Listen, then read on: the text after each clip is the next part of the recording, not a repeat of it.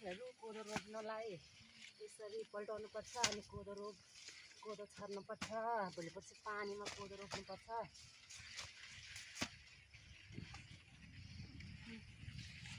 उतितिर नि मैले खनेको छ के अरे गर्नु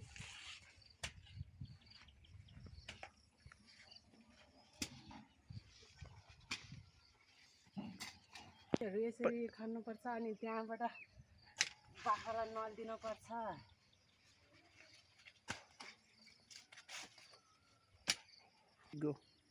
साथीहरू हेर्नु हाम्रो बुढीहरू चाहिँ अहिले यतिको भएको छ।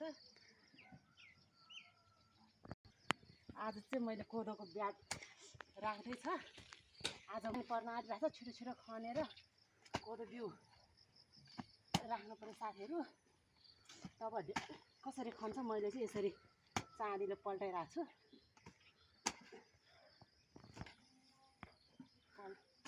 साथीहरू हेर्नु ल मैले पल्टाएको कस्तो भएको छ।